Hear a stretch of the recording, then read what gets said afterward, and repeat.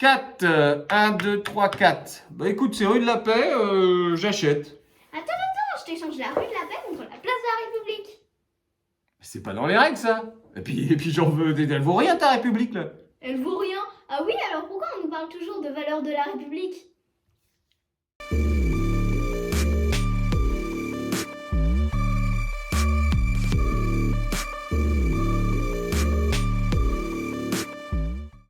Bonjour, l'expression valeur de la République n'est pas sans poser sérieusement un certain nombre de questions du fait de sa formulation particulièrement ambiguë, dont l'ensemble des interprétations possibles est certainement inépuisable.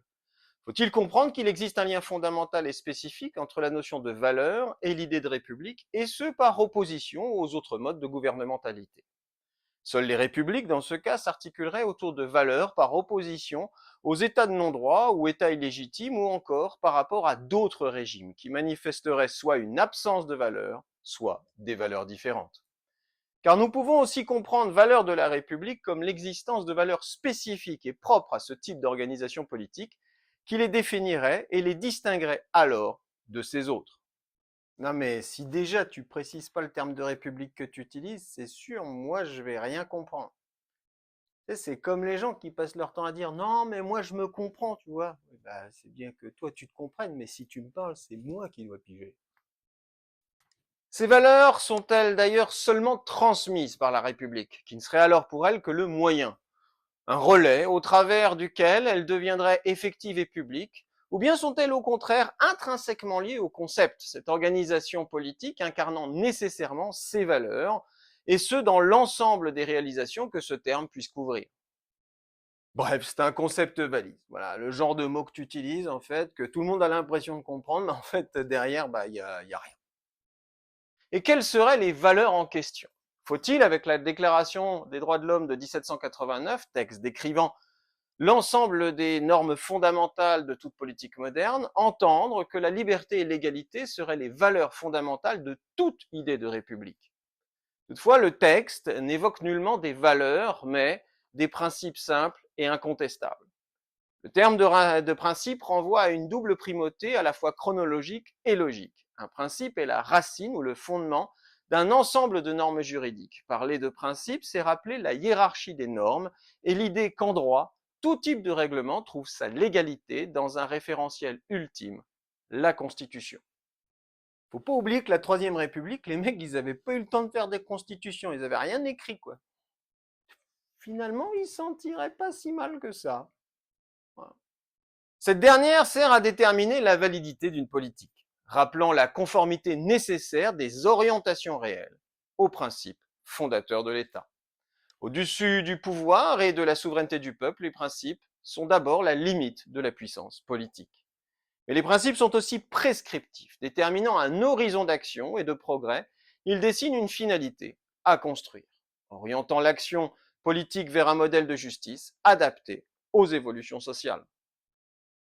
Poser la liberté comme principe, ça veut dire que l'État doit pas se contenter simplement de garantir, conserver la liberté telle qu'elle est, conserver des droits, mais il doit en fait aussi voir que le monde a changé et en fait nous rendre plus libres avec les moyens nouveaux.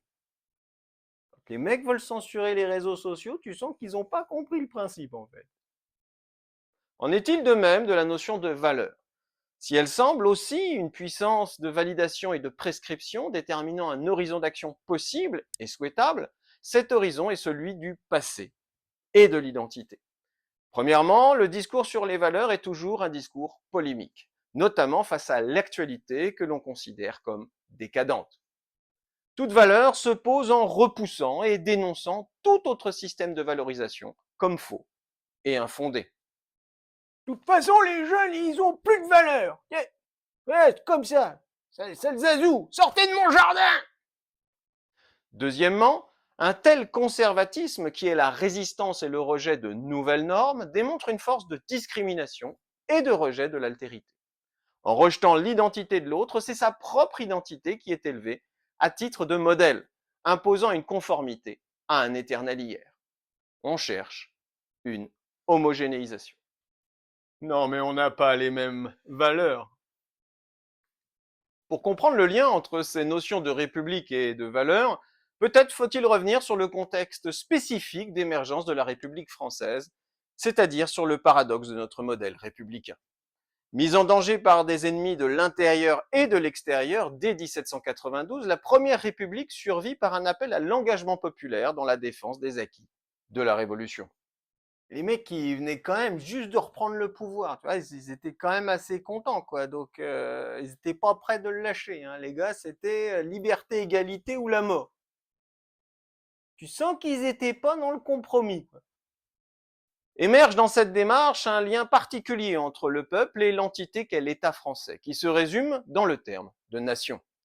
Exprimant au départ le peuple comme ensemble politique, la nation dépeint désormais en même temps un sentiment patriotique d'appartenance à un ensemble d'idéaux réalisés par la Révolution et incarnés par les institutions nouvellement créées.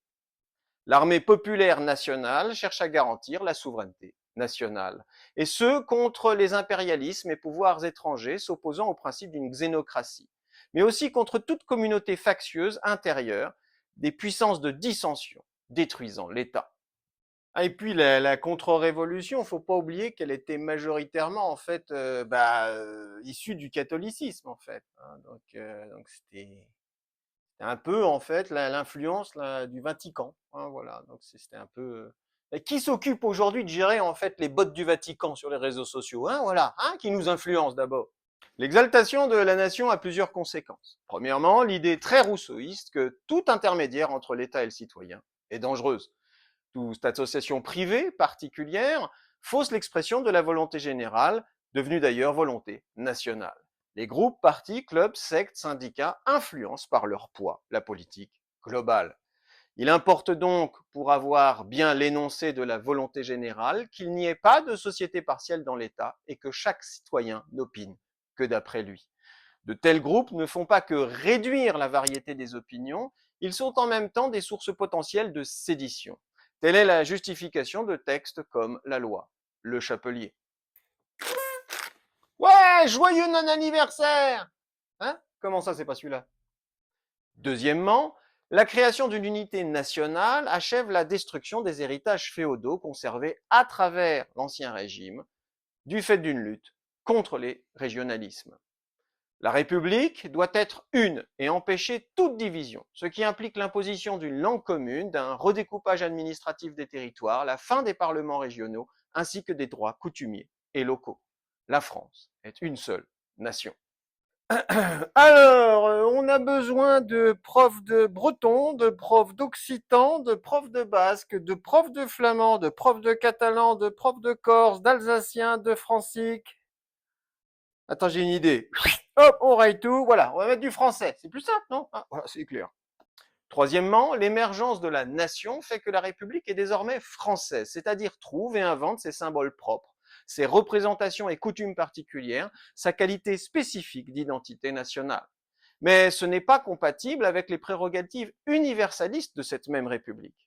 La Déclaration des droits de l'homme et du citoyen défend un modèle de citoyenneté et de politique universelle tout en imposant une unité des droits naturels de l'homme avec la structure politique chargée de les incarner et de les défendre.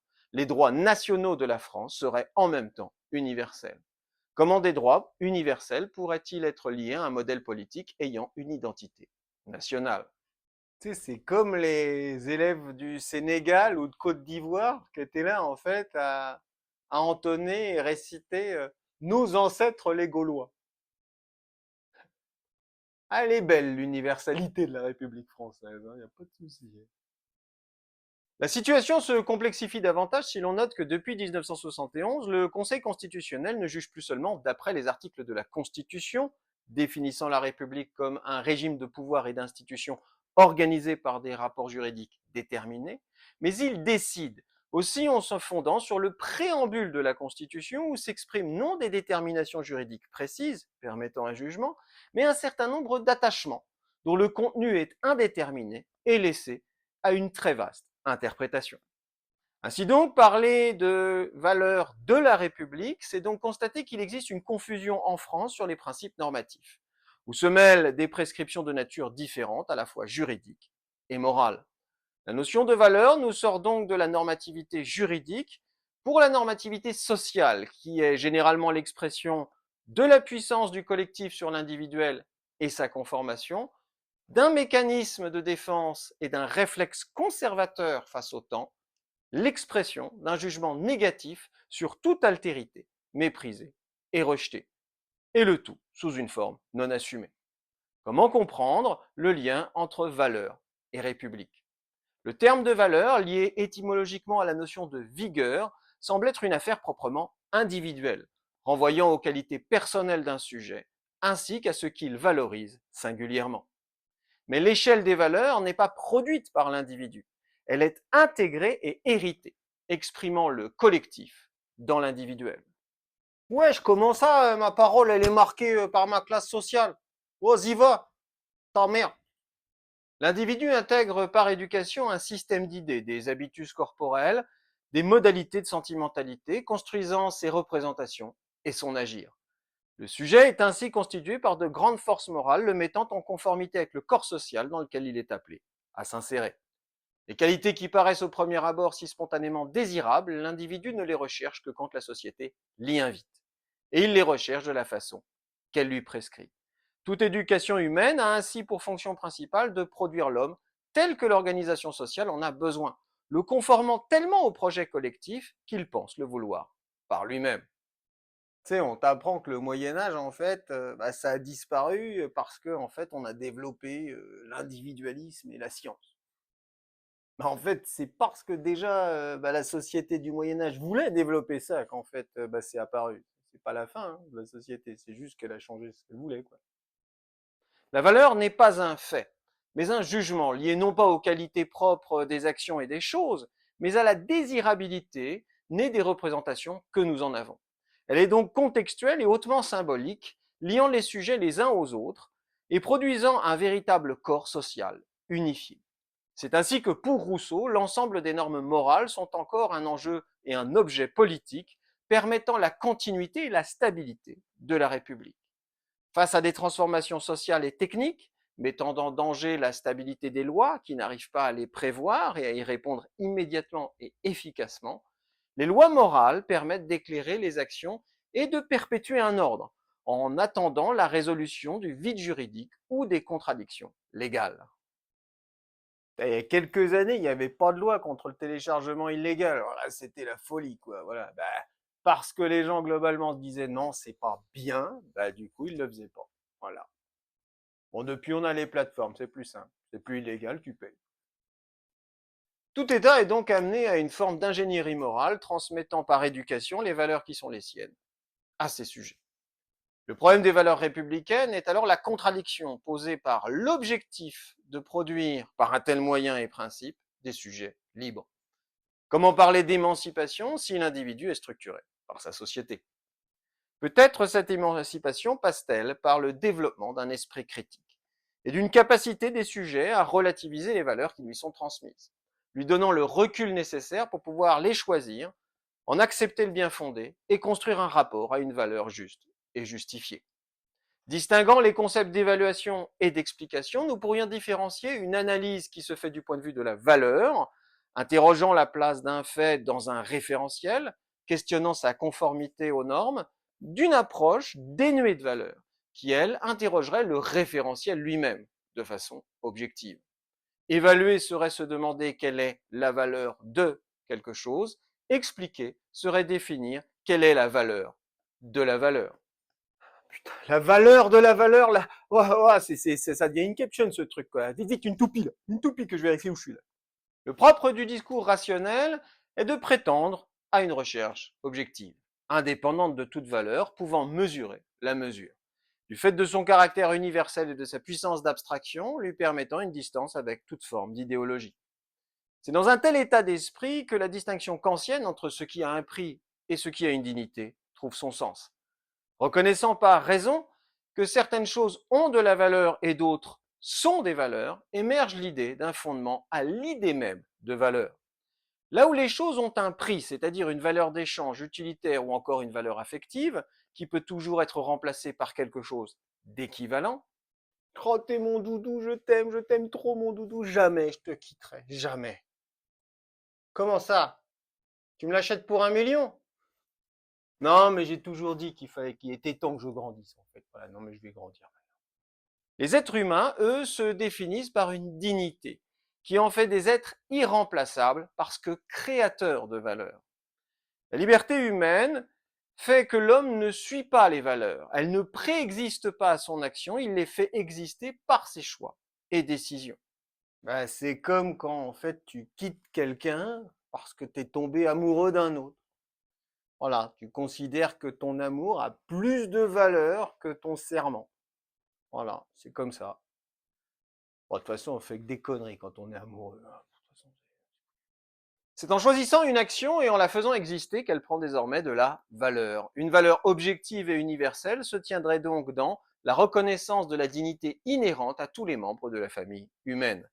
La République, fondée sur l'idée de liberté, incarnerait donc au moins en principe un régime ne vantant pas simplement des valeurs, mais incarnant le principe même de toute valeur possible. Mais est-ce aussi facile? Il n'existe pas d'étalon détaché de toute idéologie, de toute société qui permettrait de comparer entre elles les échelles de valeur. Les comparaisons ne peuvent être qu'internes. Les étalons qui nous permettent de juger ne sont pas, par définition, étalonnables. L'examen rationnel contient la valorisation implicite de la raison, justifiant de façon arbitraire un droit spécifique que posséderait la raison de juger tous les autres discours. Or, faire de la raison le discours normatif est déjà un choix, un coup de force intellectuelle qui n'a pas plus de droit que tout autre discours. C'est comme dans La planète des singes, le film de 1967. Tu les vois là, ils sont là, les macaques. Non, mais Dieu a créé en fait le singe à son image. Tu te dis, ils sont complètement tarés, quoi. Les mecs, ils ont fumé. En plus, ils sont totalement obscurantistes. Ils veulent pas voir en fait la vérité qu'ils ont sous les yeux. Et à la fin du film, tu t'aperçois qu'en fait, les humains, avec leur haine en fait de la foi et leur fascination pour la raison, ils ont fini par s'autodétruire. Voilà, voilà, voilà où les amener la science. Et là, tu te dis finalement, ces bêtes, elles sont vachement plus sages. En quoi la vérité irrationnelle serait-elle meilleure que la simple tradition, qu'un acte de foi ou encore un acte de volonté? Toute valeur, comme toute société qui l'enseigne, est arbitraire. Aucune justification ne pourra en rendre absolument raison, laissant une prise systématique au relativisme qui révèle toujours l'infondé social. Vivant dans le déni, repoussant cette conscience destructrice du lien social, les sociétés donnent alors à leurs valeurs la forme d'un leitmotiv, les répétant hystériquement pour conjurer le retour de leur propre infondé. Sorte de principe de protection ou conjuration contre toute explication qui se fait profanation et désacralisation. La logique des valeurs ne va pas effectivement sans la mise en avant d'un credo qui permet de faire croire à l'objectivité de valeurs qui ne sont en fait toujours qu'opposées. Et parler de sacré, c'est en arriver à la condamnation de toute attitude contraire, devenue sacrilège. C'est ainsi que depuis le 18 mars 2003, avec le délit d'outrage au drapeau et à l'hymne national, sont apparues en France des lois sacrilèges, interdisant tout irrespect au symbole de la République considéré comme irrespect à la République elle-même. 11e commandement. Le drapeau tricolore tu vénéreras, et la Marseillaise tous les soirs tu réciteras. Agir selon des valeurs nous place donc dans une éthique comparable à celle de la religion, fondée sur la conviction. Toute activité orientée selon l'éthique peut être subordonnée à deux maximes opposées. Elle peut s'orienter selon l'éthique de responsabilité ou selon l'éthique de conviction. Agir selon des valeurs, c'est entrer dans une éthique du tout ou rien, où seule la fin compte et justifie tous les moyens possibles. Aveugle à la réalité, celui qui agit au nom de valeurs se met au service exclusif d'une cause, sans aucune lucidité, sacrifiant rapidement le réel et les autres du fait de son fanatisme. C'est l'heure du sacrifice. Je vais t'arracher le cœur. Kalima Shoktide. Kalima Shoktide. Poser des valeurs, c'est ainsi entrer dans une logique fanatique et sacrificielle, inhérente au principe de sacralisation, qui permet de se cacher la validité des autres fins possibles.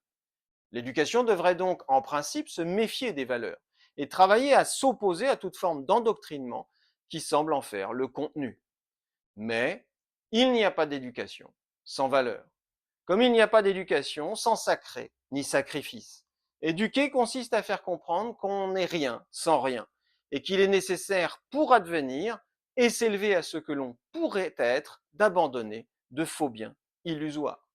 L'éducation se fonde donc sur une morale fondamentale qui impose de se construire dans l'abandon de son infantilité. Le principe de l'enfant, c'est qu'il veut toujours tout de suite. J'ai faim, on mange quoi? Bah, du con, il faut du temps pour que ça se fasse. Mais ça se fait pas comme ça. Ça s'appelle la réalité. Il y a un écart, en fait, entre ton désir et la satisfaction. Il va falloir travailler entre les deux. Ça, il comprend pas au départ, hein, mais il va falloir. Sinon, ça va faire mal. Éduquer, c'est faire comprendre qu'on sacrifie le plaisir, l'utile, l'individuel pour un bien plus grand. C'est hausser le niveau de désir. Mais attention, on a reproché au rousseauisme de sacrifier l'individuel pour la construction du citoyen, de poser des valeurs collectives auxquelles le sujet doit se soumettre, ce qui est un risque totalitaire, évident. Une éducation qui, sous prétexte d'être nationale, enseigne qu'il faut tout sacrifier à l'intérêt de la nation, n'est qu'un endoctrinement fanatique. Le sacrifice n'a de sens que si l'individu n'est pas nié, mais élevé, et qu'il s'agit bien de l'émanciper et non de le maintenir dans une version infantile de son être. Le sacrifice de soi n'est pas inconditionnel, mais évalué à l'aune du bien que l'on cherche à me faire atteindre.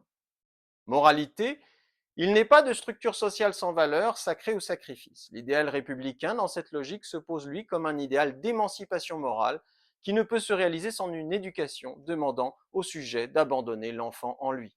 Tout le problème est alors de vérifier la réalité de cette émancipation proposée par l'État.